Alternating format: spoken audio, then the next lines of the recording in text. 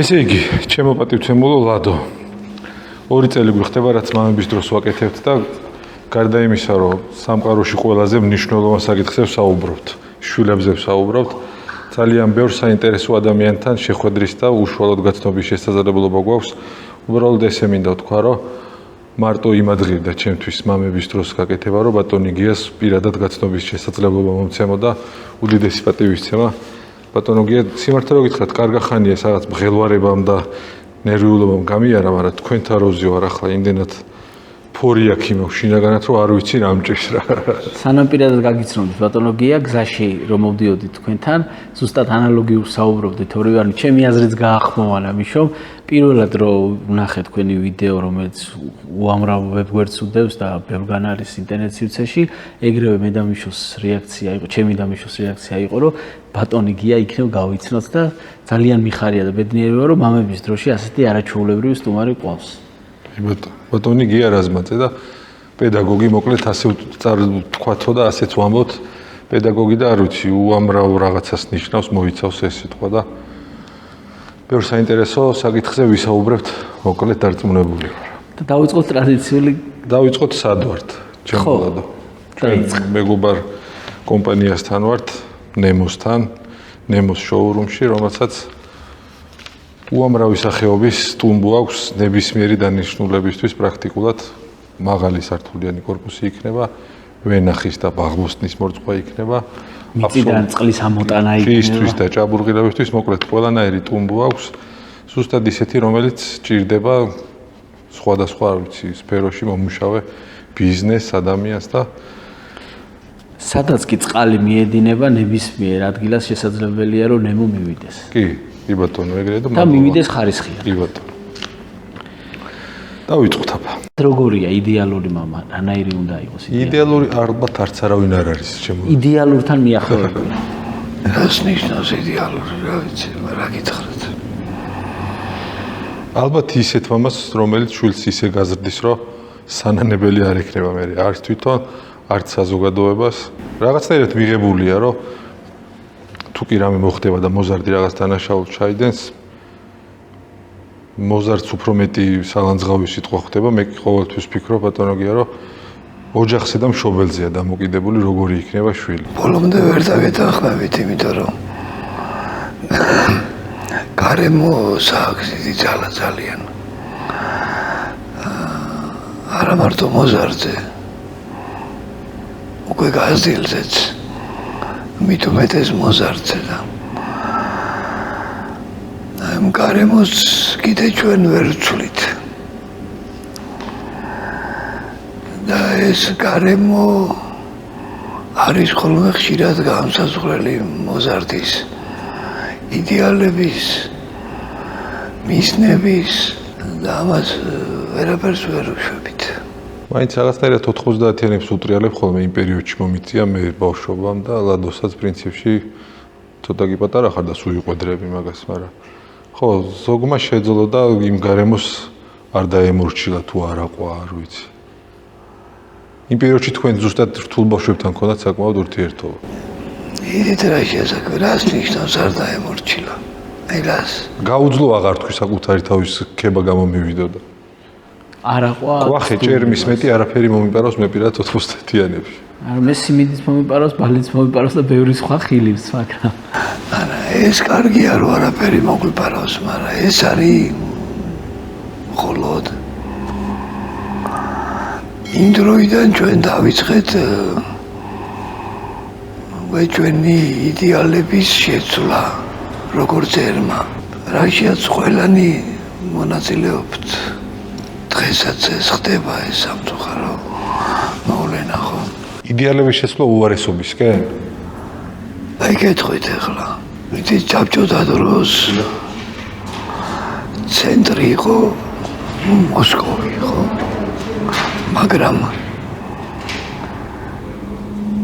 ყველა ქართველს ესმოდა რომ ეს იყო ძალადობის შედეგი და ყველა ქართველს ამის მიმართ ჰქონდა პროტესტი.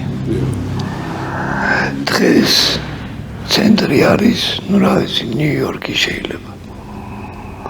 და ამის მიმართ არავის პროტესტი არ აქვს, ეს პირიქით თვითონ ჩვენ ვარჩიეთ ესე როგორც წერმა ესმით ანუ საქართველოში არ არის ცენტრი არის გარეთსუ და ეს მისრაფებებიც უკვე განსაკუთრებით ახალგაზრდების არის იქ სადაც თვლია რომ ცენტრია ხო აბა რა უნდა ქნან იმათ ხო ძალიან რთული პრობლემაა რეალურად ალბათ პატარა ქვეყნების პრობლემასთანაც მივდივართ რომ ძალიან რთულია ცენტრად რო საკუთარი თავი ვიქციოთ მაგრამ არა შეუძლებელი ო ალბათ არ არის შეუძლებელი ბატონო გია 10 წელი თუ სწორად მახსოვს წელს თუ ხელმძღვანელობდით ძეგვის ბავშვთა სახლს ამავე დროს იყავით საქართველოს სხვადასხვა კუთხეში მე მგონი მთელ საქართველოში მოვლილი გაქვთ როგორც პედაგოგს რა ისწავლეთ ბავშვებთან ურთიერთობით და ძალიან ხშირად უფროსები ვამბობთ რომ აი ბავშვმა რა უნდა გვასწავლოს რა ისწავლება ბავშვებთან ურთიერთობით კიდევ ახლა მაგ შეკითხვაზე პასუხი ძალიან რთული არის რა ვიცი აბა რა უნდა გითხრათ მაგაზე ვერაფერს ვერ გეტყვით ძალიან ბევრი რამე ვისწავლეთ საერთოდ ნებისმიერი ურთიერთობა ორივე მხარეზე მოქმედებს ხო რა ვიცი რა გითხრათ ჩემი გამოცდილება რო თქვა ბავშვებთან ურთიერთობის ბაღის მასწავლებლობიდან გამომდინარე მე პირადად ვისწავლე ბავშვებისგან ის რომ შეიძლება ადამიანი გიყვარდეს უანგაროდ და ყოველგვარი რაღაცნაირი წინაპირობის გარეშე ბავშვებს უყვარხარ ისეთი როგორიც ხარ არ აინტერესებთ არ ჩენი ფინანსური შესაძლებლობები არც ის რა გაცვია მე პირადად ყოველთვის ვამბობ ხოლმე ბატონო გია რომ სიყვარული მასწავლა ბავშვებთან ურთიერთობა მე გულწრფელობა მე დარწმუნებული ვარ რომ ეგ სიყვარული თქვენ მანამდეც გქონდათ და თქვენ კიდე გულწრფელობა ესე არ მგონია რომ ხდებოდეს რომ რაღაცა ურთიერთობა მასწავლა სიყვარული ერთ-ერთი თუ უმთავრესი პრობლემაა რა დღეს ბავშვებში არის 4 კედელში ყოფნა და მთელი დღე გაჯეტებით ურთიერთობა ბუნებასთან ფაქტობრივად აღარ აქვს ბავშვებს შეხება რას კარგავენ ასეთი ბავშვები იმით რომ არ აქვს ბუნებასთან გარემოსთან შეხება ხო ეგ უკვე ესეთი შეკითხვა რომელზეც ბევრი შემიძლია ვისაუბრო მაგრამ პირველ რიგში ბუნებამდე ვიტყვი რომ აი ეკრანებთან ურთიერთობა ბავშვების სინამდვილეში არის შედეგი იმისა რომ მშობლებს არ ძალიათ ამ ურთიერთობებისთვის აი მე მგონი ეს არის მთავარი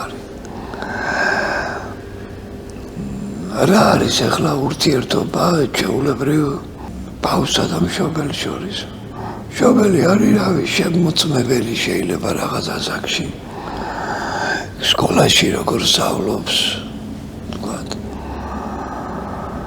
როგორ იქცევა აი ეს და ეს ბოლო პოლიციის ფუნქცია რა და ხა ცუდია რომ მშობელი პოლიციის ფუნქციით ურთიერთობს ბავშვთან მხოლოდ ამ ბავშვისთვის ეს არ არის საინტერესო ის კი არა რომ ბავშვს სიყვარული არ აქვს სიყვარული აქვს მაგრამ საინტერესო აღარ არის ეს რა ყველა ურთიერთობას ჩემი აზრით ჭირდება ნიადაგი აი როგორც აი მცენარეებს აგერ გარეთ რო არის ნიადაგის გარეშე ვერ იარსებებენ ხო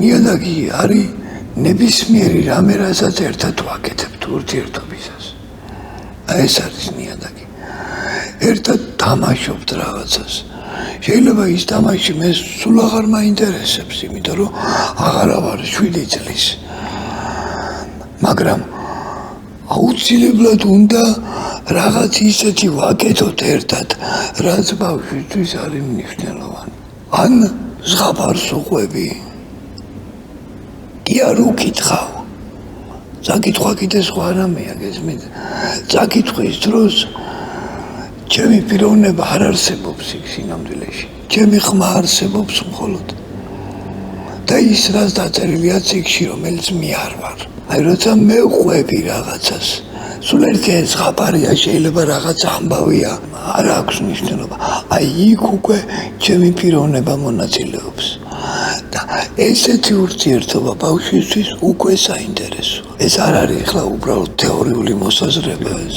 მრავალ გზის გამოცდილი მაქვს და მაგედან ვლაპარაკობ. მაგრამ ბევრი გებულება თქვენ ახლა ისეთი მშობელი განსაკუთრებით მამა რომ წინასწარ ზღაპრებს კითხულობდეს რომ მერე მოუყვეს.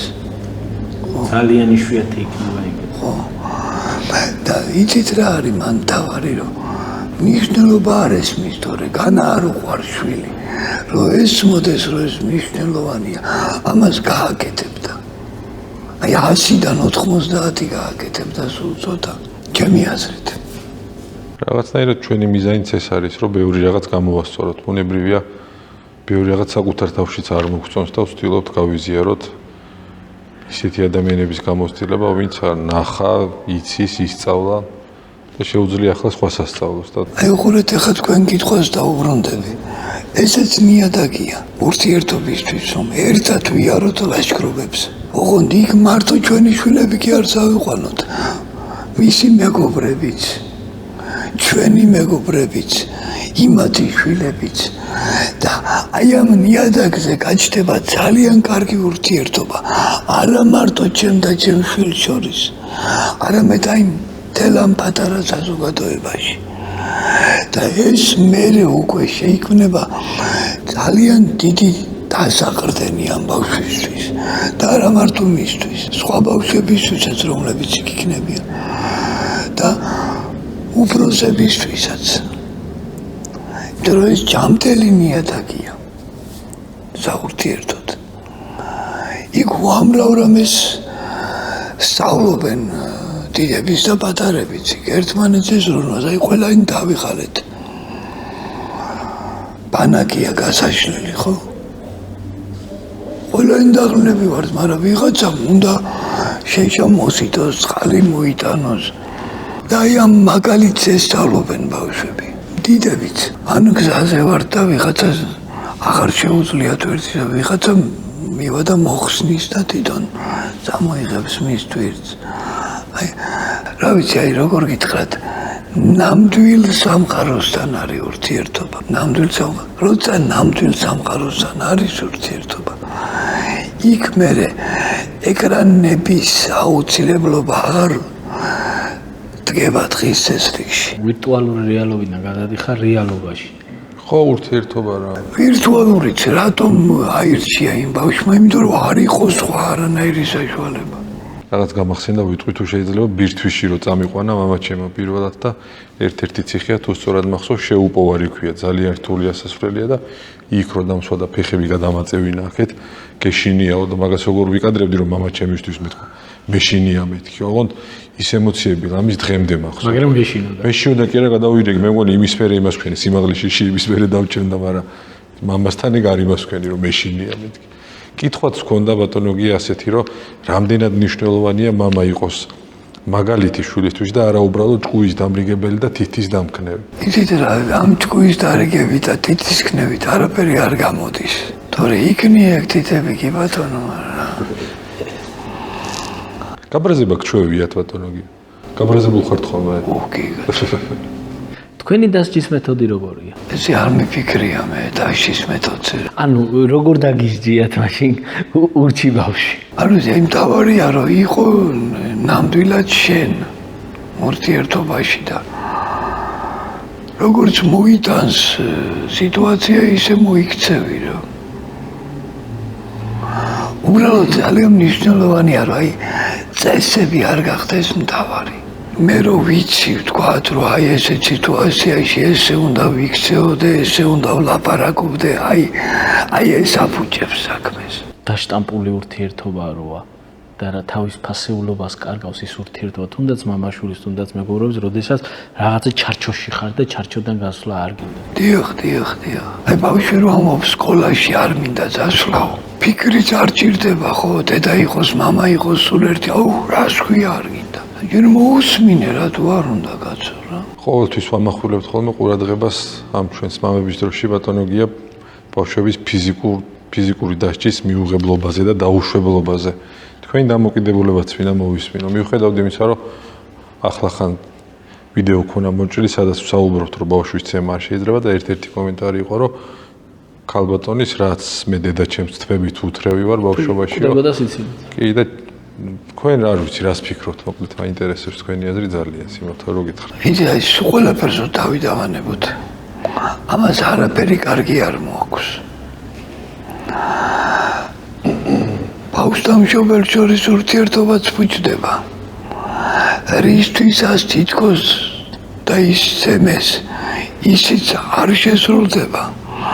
ან თუ შესრულდება მხოლოდ შიშით, არაფერი კარგი ამას არ მოსდევს. აი რატო უნდა გააკეთო ეს? თუმცა, აი ხო გითხარით, რომ ეს არაპლასმასის ურთიერთობებში შეიძლება რაღაცა ემოციამ წაგრძალოს და რაღაც ხო, მაგრამ უნდა იცოდე, რომ ეს შენი დამარცხებაა რა. უნდა იცოდე, რომ რაღაცა გამოსასწორებელია. აქამდე საქმე არ უნდა მივიდეს. ამის საჭიროებაც არ უნდა დადგეს. იცით როგორ უნდა შეხედო მე მგონი გაცმა საქმეს, რომ აი წარმოიდგინე, რომ ეხლა აი ამის მაგივრად აქ დგას ვიღაცა, ვისაც ჯიბეში უდევს იარაღი. და შეუძლია რომ ეს იარაღი გამოიყენოს. აი მაინც დაარტყავდი? აი თუ მაინც დაარტყავდი, მაშინ ალბათ დასარტყმელია. თითქმის მთელი საქართველო გაქვთ ფეხით შემოვლელი.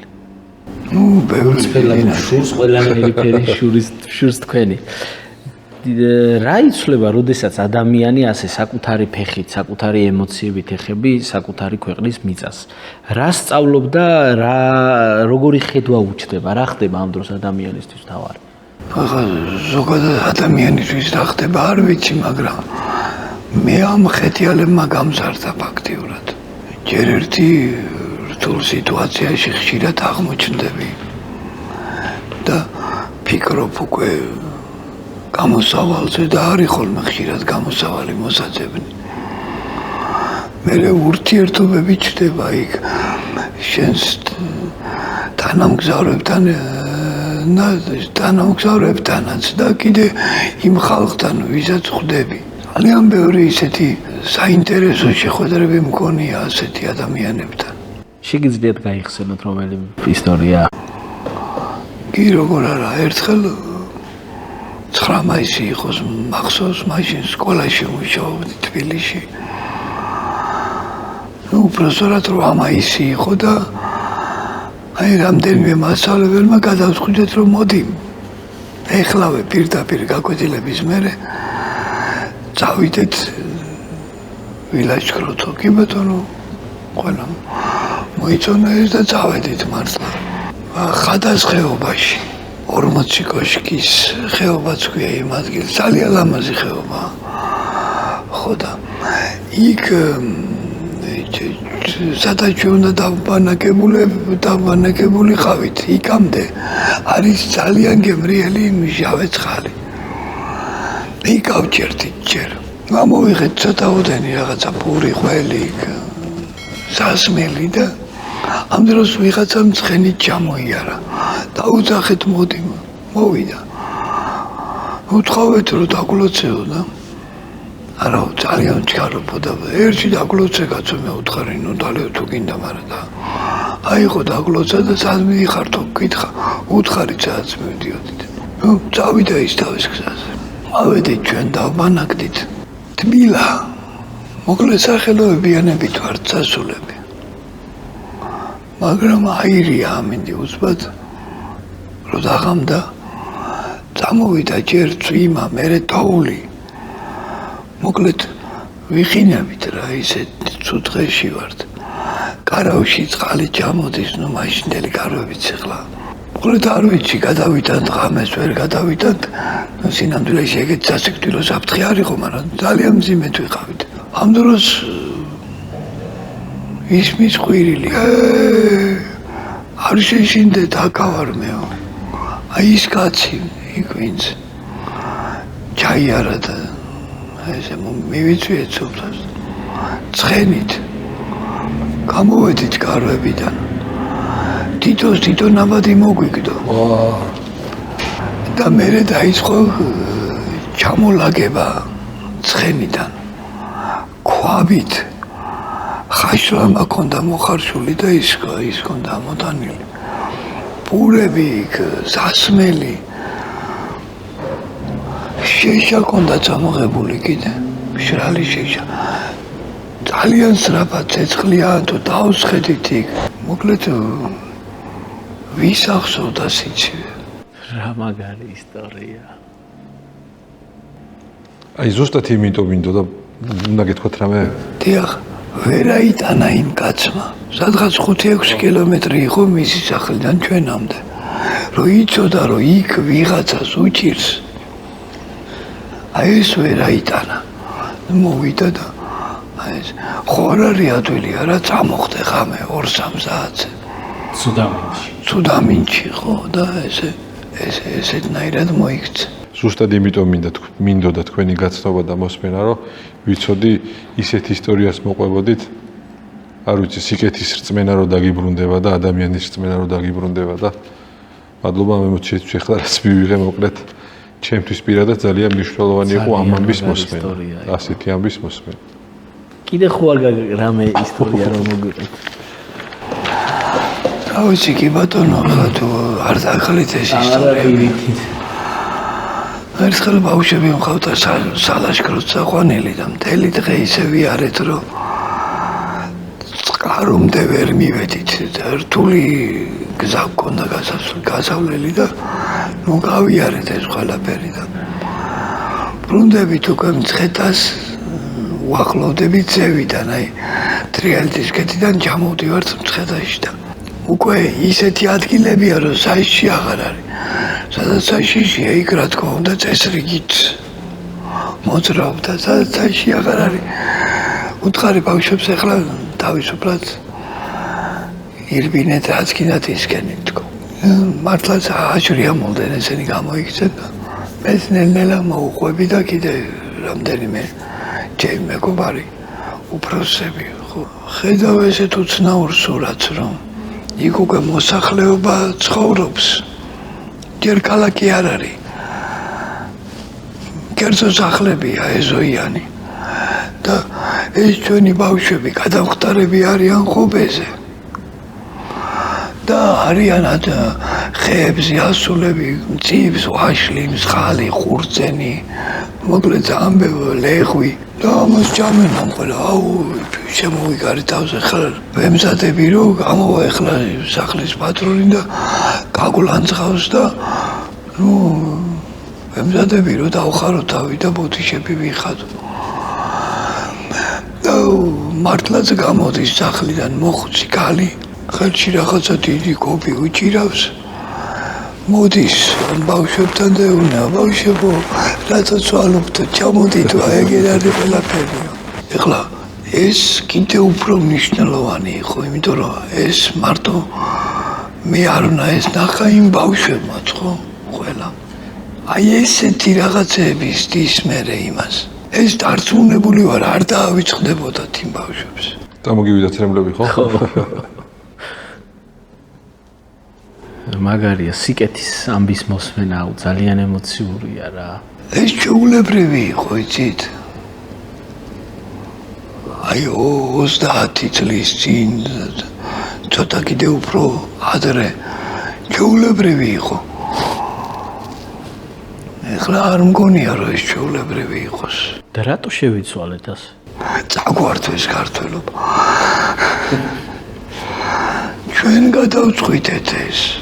როგორ შეიძლება რომ სტუმარი დაუძახო ადამიანს, რომლისგანაც ფულს იღებ? აი რატო არის სტუმარი?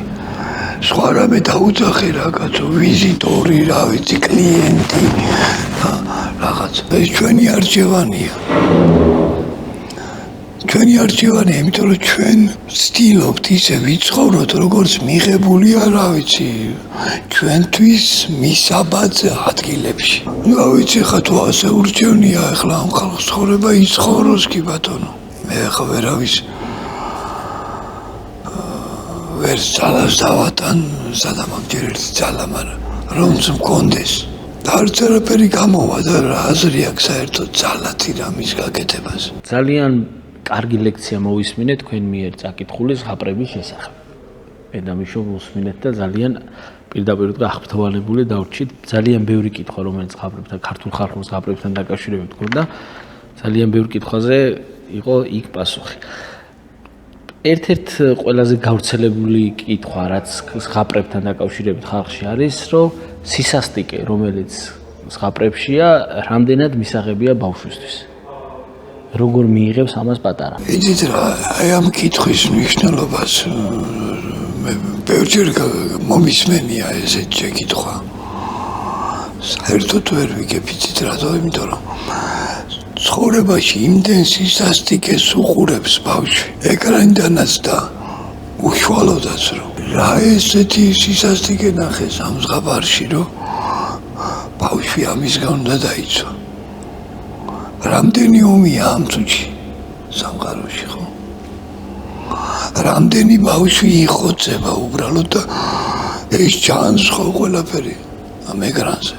და რისგან უნდა დავიცვათ ბავშვი? იმისგან რომ აი თურმე ეს ბოროტი დედინაცვალი გერს ჩაგრავდა. დედინაცვალი კი არა, დედამ შეიძლება დაჩაგროს, ხო? და მამამ ესეთი კეთილი სურვილებით რომ ისეთი წარმატებული კაცი გაიზარდოს მერე. აი მე ერთი რაც მახსენდება გამიგია ხოლმე კოკროჭინაში როა ის რომ მოხარშავს თუ როგორ არის დამალული როა კოკროჭინა. მე დედამთილს კი არ და დედინაცვალს თუ ვიღაცას ხო მოხარშავს თუ დედაბრის გძალს. დედაბრის გძალს ხო. ესეთი რაღაცეებიო ბავშვმა არ უნდა მოვისმენო. კი მომისმენი გამიგია ეგეთი რაღაცები. იცით რაშია საქმე? ხო, ზოგიერთი ზღაპარი ისეთია რომ არც მე არ მომინდა, ამიტომ ვამბობ რომ ზღაპარი არ უნდა წაუკითხო ბავშვს.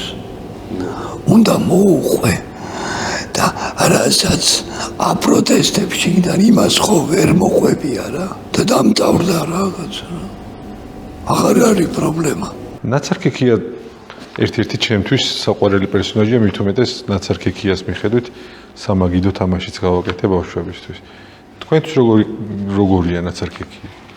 აფერისტია და ბავშვმა არ უნდა იცოდნენ?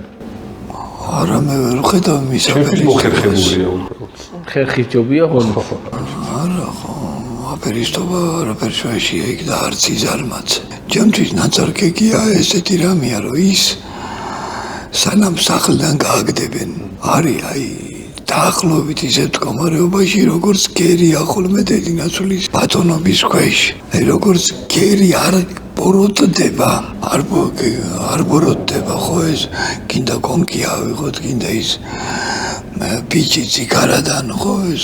აი ესევე ეს ნაცარქექიაც არ ერთვება ამ წესრიგში. რომელიც დაამყარეს რძლებმა. ესეც რაღაცნაირად დედინაცვლის ტოლფასი ვიღაცები არიან ეს რძლებიც მები დაიმორჩილეს. და ნუ მერე ბოლოს ამას სახლიდან გააგდებენ, იმიტომ რომ ჩვეულებრივი ამბავია.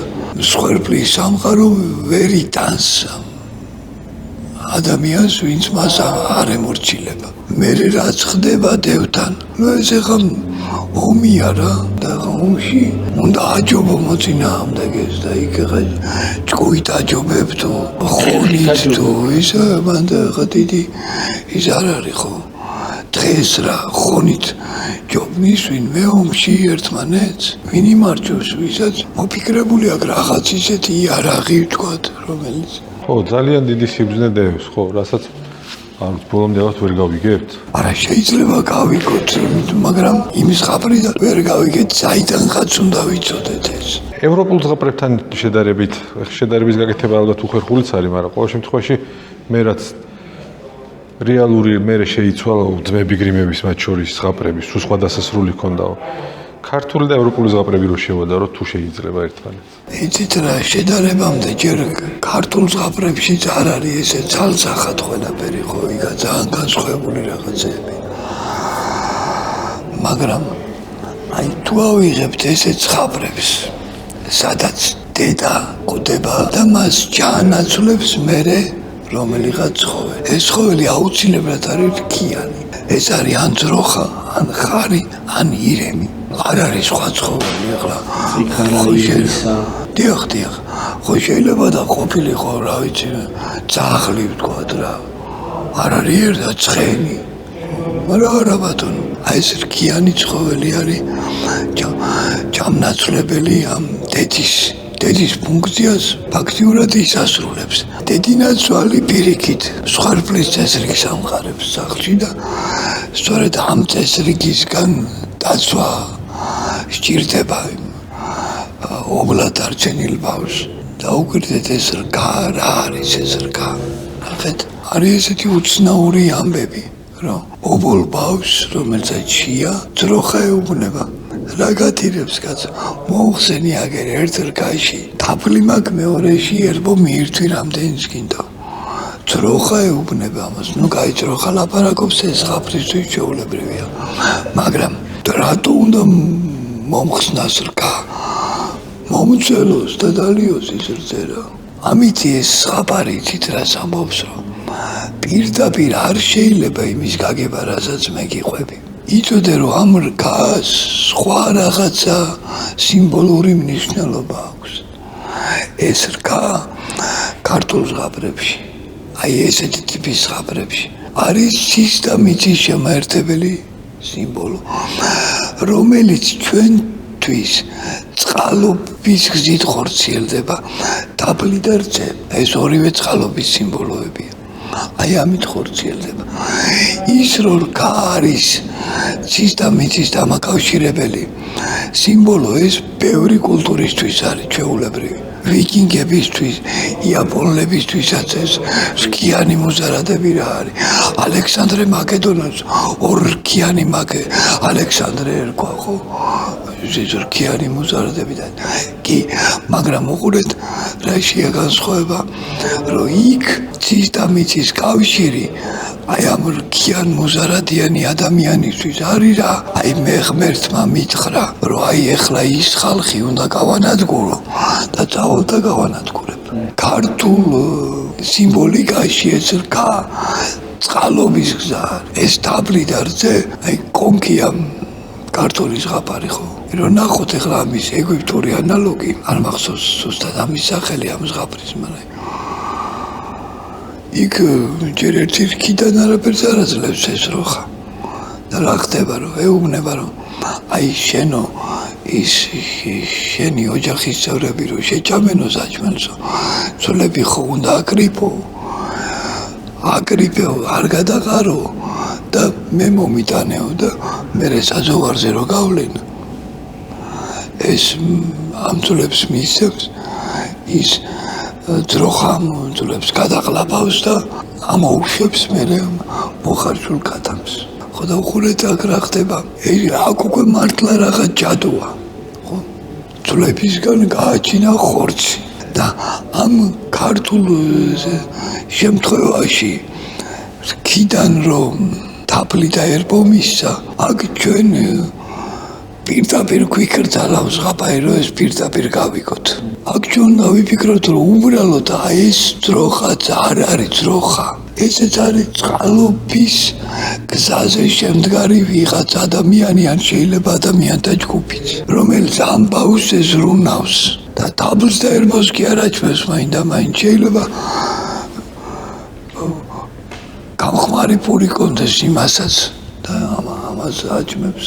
დავით გარეჯეც გვინდა რამდენიმე კითხვა რომ დაგიშვათ. ბევრს აღარ მოგაცდენთ. ესეთი რაღაც თქვით სიუჟეტში, რომ მარტოობა მასწავლა და სიკვდილზე ფიქრიცო. არ ვიცი, რამდენად მნიშვნელოვანია სიკვდილზე ფიქრი. ან მარტოობა რამდენად მნიშვნელოვანია ადამიანისთვის. მგონი ორივე ძალიან მნიშვნელოვანია. პირველი ის, რომ სიკვდილით დავიწყოთ სიკვდილზე ფიქრი. ის რაც გარდაუვალია ჯობია გააზრებული გქონდეს, ხო? რამდენადაც შესაძლებელია. არ ღირს, რომ გადადოეს, რომ აი მე ვიფიქრებ, მე სულ გადადებ და არ ვიფიქრებ. ხო და რა შეიძლება მარტოობას? აი ამის უნარი რომ მარტო იყოს ადამიანი, ეს ჩემი აზრით არის უმთავრესი, იმიტომ რომ სწორედ მარტოობის შიშით აკეთებენ ადამიანები ხშირად იმას, რასაც არ უნდა აკეთებდნენ. აი მის გამო რომ აი ამ სოციუმში ეს ესებია და მეც თუ ესე არ მოიქცევი, იქ არ მიმიღებენ და გავირიყები. აი ეს ხშირად არის ხოლმე ის, რაც ადამიანებს თავის გადაწყვეტილებების მიღების საშუალებას არ აძლევენ. არ უნდა აი უნდა მოახერხოს ადამიანმა და მიუხედავად იმისა, რომ იცის რომ შეიძლება გაირიყოს, უმარტო დარჩეს. მაინც ამ აზრზე რომელიც მისთვის მნიშვნელოვანია ვარი არ თქვას. ბატონო გია, მასწავლებელი ხართ ფაქტორია მთელი ცხოვრება. რა არის მასწავლებლის მისია, ცხოვრების აზრი? ესე ძალიან რთულად საპასუხებელი. მე ესე გეტყოდით მოკლედ რომ ის რაც ჩემთვის ძვირფასია გაუზიარო სხვას. მორჩა. დარწმუნებული ვარ თქვენ პედაგოგიური მოღვაწეობის მანძილზეც ძალიან ბევრი საინტერესო ისტორია გექნებოდა ბავშვებთან ურთიერთობის. მანდიდანაც თუ რამე გახსენდებოდათ ან დავით გარეჯი ყოფნის პერიოდიდან. დავით გარეჯზე შეიძლება რაღაც ასე დავსვა მკითხვას მაშინ. წინა კვირაში ვუყურებდი თომა ჩაგერიშვილის უდიდესი პატივისცემა ადამიანს, ჩემთვის ერთ-ერთი გამორჩეული ადამიანია მეფე ერეკლეზე. კაი ძველის იყო გადაცემა, მაგრამ ნუ ახლახანს ვუყურე. ბუნებრივია მეფე ერეკლეს ისტორია ვიცი, მაგრამ მაინც როგორ მძაფრად აღვიქვიცით, თუნდაც ის ტოტლებენმა რომ მიატოვა. მე რა გრძნობა ქონდა თბილის რო აოხრებდნენ და თვითონ ვერაფერს ვეღარ ახერხებდა. იმდენად განვიცადე ვიჯექი ვტიროდი და მე ლადოს მივწერე რომ რაღაც საშინელება დავემართა ამ ფილმის ყურების მერე მეთქი. აი მარტო როცა იყავით ბატონო გია დავით გარეჯში. თუ წარმოგიდგენიათ ხოლმე იქ რა ხალხი და მოძრაობდა ჩვენი ძველი წინაპრები რა ხდებოდა აი ესეთი უცნაური გრძნობები თუ გქონიათ მით უმეტეს რაღაცნაირად ისეთი ადგილია რომ მისტიური ადგილი მგონია ყოველ შემთხვევაში. აჩი რა გითხრათ ახლა იქ ჯერ ერთი ისტორიულადაც დავით გარეჯმა რამდენიმე საფეხური გაიარა. თავიდან ეს იყო თავისუფალი ადამიანების შესაძლებელი. ეს გარეჯელი დავით გარეჯელი გაექცა ზუსტად ამ ყველაფერს და წავიდა და იქ იყო და მას შეუერთა სწორედ ესეთი თავისუფალი ადამიანების ჯგუფი. მეორე საფეხური უკვე იყო ის რომ იქაც მისვდა სახელმწიფო მონასტერი და სამეფო მონასტრად გამოცხადდა. ეს იმდენად განსხვავებული რაღაცებია. ერთი რომ თავისი დიდი სიხარულით ადამიანები სადღაც მიდიან და მეორე როდესაც იქ სახელმწიფო ამყარებს რაღაც წესრიგს. იმდენად რომ დასასჯელ ადგილათაც კი იყო ეს ხო სულხან საბახო იქ ხავდათ გამომწყდეული. მაშინ ბოლო კითხვას დავსვა მე პირადად თუ შეიძლება როგორც წესი ახალი თაობის გაგება უფროსებს გვიჭირს ხოლმე ბატონო გია და მუდმივად რაღაცნაირად ჭკუის დარიგების პოზაში ვართ გადასული. თუ შეიძლება აი როგორ შეიძლება მოკლედ ახალ თაობას გავუგოთ და მუდმივ წეღანაც რაც თქვი ისევ იმას გავიმეორებ თითისკნევის პოზა არ ქონეს მიღებული მუდმივად. მე დავიწყებ იმითი რომ ამ თითისკნევაში თუ რამე აზრი არის კი ბატონო. კი ბატონო. მაგრამ საქმე ძალიან რთულად არის სინამდვილეში ხომ. რამდენიმე საუკუნის უკან, თუნდაც 2 საუკუნის უკან, ახალი თაობა არჩევანის გარეშე იყო, ის უნდა გაყოლოდა თავისი მამაპაპის გზას. უნდა ესწავლა იქ ხნათ, ესვა იქ საკოლის მოვლა ეს ყველაფერი უნდა ესწავლა. სასიცოცხლოდ აუცილებელი იყო მისთვის ეს ყველაფერი. დღეს აი მამის ცოდნა ხშირად ხელის შემშლელია შვილისთვის. უბრალოდ ხელის შემშლელია, ისე სწრაფად იცვლება ყველაფერი.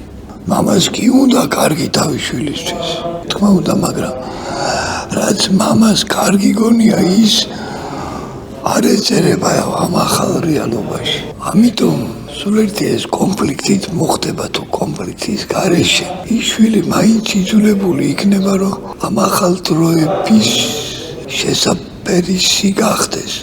სხვანაირად ის ვერ შეძლებს რომ იცხოვროს. უბრალოდ მამის როლი და დედისაც და რა ვიცი. იცით რა მგონია მე რომ ადამიანს აუცილებლად ჭირდება ის უნარი რომ აი ამ დროში და ამ რეალობაში მე შევძლო და გავძლო. მაგრამ არის მე მეორე შეკითხვა, რომელსაც სამწუხაროდ აღარ სვავენ ადამიანები. და რისთვის? მარტო იმიტომ, რომ რავი, აი ეს თავმავლობა დავტოვო და აი თუ აქვს მართლაც ამ მამას რატო გამოვყოფთ ხა დედასაც ხო? კი ბატონო. რაღაცა ისეთი რის გამოც ის თulis რო ღირს რო იცხოვროს აი ეს აკეთოს იმან და ის შვილი მე დარწმუნებული ვარ რომ ამას შეხედავს შეაფასებს და მიიღებს კიდეც ერთსაც დავსვავს ზღაპრებზე ბატონო გიეთო შეიძლება. იმათო ყველა ზღაპარი იწყება შემდეგი ფორმულირებით იყო და არა იყო რა ღვთის უკეთესი რა იქნებოდა. სხვათა შორის საბჭოთა პერიოდში გამოცეულ ბევრ წიგნში სიტყვა ღვთის უკეთესი ამოღებული იყო რედაქტორების მიერ. ნეტარატო.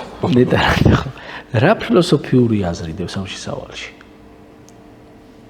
ბუნებრივია ასე ჰაერზე არ გადაწყვეტეს რომ ამით დაიწყო ზღაპრები ჩვენ წინააღმდეგ. იცით რა, მოდი მე მაშინ ცოტა გავაგრძელოთ, მე როგორ გრძელდებოდა ეგ სიტყვები. იყო შაშვი მგალობელი, ღმერთი ჩვენი მწყალობელი. აი ყურეთ, ამაზე თუ დაფიქრებულ ხართ რომ ქართველებისთვის ღმერთი არის მწყალობელი. ის კი არა რომ ყოვლის შემძლე დროის მიღმა არსებული, აი უკვდავი, ყველაფრის ცოდნი არა, წყალობელი არის მთავარი. ეს ძალიან მნიშვნელოვანი რაღაცა მგონია მე, იმიტომ რომ ჩვეულებრივად რელიგიებში სხვერპლი არის რისკენაც მოუწოდებენ მორწმუნეს. აი, სხვერპლი უნდა გაიღო.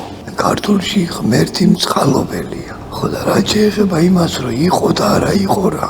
ეს ახლა ჩვეულებრივი იგავის განმარტება შეიძლება ითქვას რა. არ იყო იმ გაგებით, რომ მოგონილი ამბავია. მაგრამ იყო იმ გაგებით, რომ აი თუ ამას ამ სიმბოლოების იქით შეხედავ რაც არის, იყო მაშინ. თუ პირდაპირ არ გაიგებ და იმას გაიგებ, რასაც სიმბოლოების მიხედვით ეს ხაფარი გელაპარაკება, მაშინ ნამდვილად იყო და არის კიდეც. რამე კარგი ისტორია ხო არ გაგახსენდათ კიდევ ერთი. თუნდაც მოგზაურობის. იმდენად სასიამოვნო ისტორიებს ყვებით, რომ თუნდაც ლაშქრობის, მასწავლებლობის. აი, ძეგვის ბავშვთა სახლში ჩვენ დავიწყეთ ალილოობა.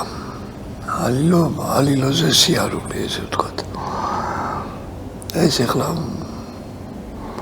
მაშინ კომუნისტების დროს ეს რა თქმა უნდა აკრძალული იყო და მაგრამ აი მაშინაც კი ჩვენ რაღაცა პატარა ჯგუფი ვედავდით და თბილისში ესე ალილოს მღეროდით ხოლმე ესე ხო მაგრამ ნუ კარგი ხო და იქ ჯერ ესე ერთმანეთს ულოცავდით მე გადავწყვიტეთ რომ მოდი ახლა ქალაქში დავიდეთ თბილისში და იქაც ეს მოვაწყოთ მაშინ ეს აკრძალული აღარ იყო იმიტომ რომ მორჩა კომუნისტები აღარ იყვნენ იმ დროს მაგრამ იყო სრულიად უჩვეულო ადამიანებს არ ჯეროდათ რომ ესეთი რამე შეიძლებოდა არ იყო ადვილი იმის არჩევასად მისულიყავი ვისთან ვის სახლის წინ უნდა გემღერა ეს ალილო და პირველი ალილო იყო და პირველი ვისთანაც მივედით იყო ბატონი ზურაბ კიკნაძეს ჩვენ დიდი მეცნიერი დიახ და მე ჩემი მასწავლებელი იყო ის ფაქტიურად მართალია მე მათემატიკოსი ვარ მაგრამ აი როცა დავამთავრე მათემატიკური მე იმას ვესწრებოდი მას ლექციებზე ვთხოვე და მომწა მის უფლება და 3 წელიწადი ვესწრებოდი ყველა ლექციას და მოკლედ კარგი ურთიერთობა გქონდა და ვიფიქრე რომ ეს კაცი ნამდვილად გაიგებს ამას და მივედით იქ და ვიმღერეთ 1 საათი ვიმღერეთ არა მარტო სხვადასხვა სიმღერები ჩვენ იქ თელიწელის ამ სიმღერებს სწავლობდით და ვმღეროდით კიდების და პატარებიც ხო არავინ არ გამოდის მე გამოვიდა როგორც იქნა შემოყვედა გაკვირებულმა შეგვიპატიჟა სახში ეს ადვილი დადგმელი გია, მაგრამ დაახლოებით ერთი 30-ზე მეტი ბავშვი იყო.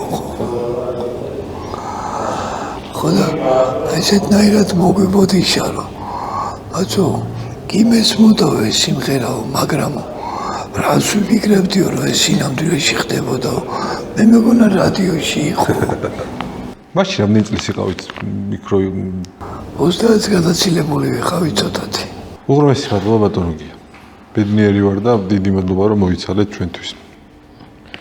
ძალიან დიდი მადლობა ბატონო გია, მადლობა იმ ღვაწლისთვის, რაც თქვენ გაკეთებული გაქვთ და იმ თაობების გაზრდისთვის, რომელიც ჩვენ ქვეყანას გაუზარდეთ, რაც თავარია სწორი ფასეულობებით და ასე დავასრულებ ამ გადაცემას მიშო. ჭირი იქა, ხილი აქა, ქატო იქა, ფქვილი აქა. კი ბატონო. აბა დროებით. დიდი მადლობა.